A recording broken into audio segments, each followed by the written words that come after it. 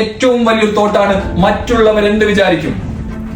നമ്മൾ ചെയ്യാൻ പോകുന്ന വലിയൊരു കാര്യം, നമ്മൾ വളരെ വളരെ ആഗ്രഹത്തോടു കൂടി നമ്മൾ ചെയ്യാൻ ഉദ്ദേശിക്കുന്ന ഒരു സംരംഭം, ഒരു ബിസിനസ്, പലപ്പോഴും പല ആളുകളും മാറ്റിവെക്കാനുള്ള പ്രധാനപ്പെട്ട കാരണം എന്താ?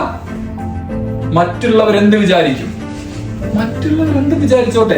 നിങ്ങൾ ചെയ്യാൻ പോകുന്ന, നിങ്ങൾ ഉദ്ദേശിക്കുന്ന ഒരു കാര്യത്തെ കുറിച്ച് കൃത്യമായ ബോധ്യം നിങ്ങൾക്കുണ്ടെങ്കിൽ, അതൊരാളെയും ഉപദ്രവിക്കുന്നില്ലെങ്കിൽ, ഒരു ജീവിതത്തിൽ ഒരാളുടെയും കണ്ണുനീരിന് അത് കാരണമാകുന്നില്ലെങ്കിൽ, നിങ്ങൾക്ക് ചെയ്യാൻ പോകുന്ന കാര്യത്തെക്കുറിച്ച് ഉത്തമമായ ബോധ്യമുണ്ടെങ്കിൽ നിങ്ങൾ അതിനെക്കുറിച്ച് ബോധേടാകും വേണ്ട. കാരണം മറ്റുള്ളവർക്കേ നമ്മളെ കാര്യം ചിന്തിച്ച് നടക്കാനല്ല സമയം. അവർക്ക് അവരുടെ കാര്യം തന്നെ ഒരുപാട് കാര്യങ്ങൾ ചിന്തിക്കാനുണ്ട്. അവർക്ക് നമ്മുടെ കാര്യം ചിന്തിക്കാനല്ല സമയം. നമ്മൾ മലയാളിനെ കുറിച്ച് പറയുന്ന ഒരു സാധാരണ രീതിയിൽ മലയാളികളെ കുറിച്ച് പറയുന്നത്, ഒരു മലയാളി ജനിക്കുന്നു, മറ്റുള്ളവർ എന്ത് വിചാരിക്കും, മരിക്കുന്നു. ജനിക്കുന്നു, മറ്റുള്ളവർ എന്ത് വിചാരിക്കും, മരിക്കുന്നു. അതിന്റെ ഇടയിൽ ഒരുപാട് കാര്യങ്ങളാണ് നമ്മൾ മാറ്റിവെക്കുന്നത്. അപ്പം അതാണ് ഇവിടെ പറയുന്നത്, confidence is in they will like me, it's I'll be fine if they don't. എന്നെ ആരും ഇഷ്ടപ്പെടുന്നു എന്നുള്ളതൊന്നും എന്റെ മാറ്റർ അല്ല. ആരെന്നെ ഇഷ്ടപ്പെട്ടില്ലെങ്കിലും ഐ ആം ഫൈൻ. എനിക്കറിയാം ഞാൻ ആരാണെന്ന്.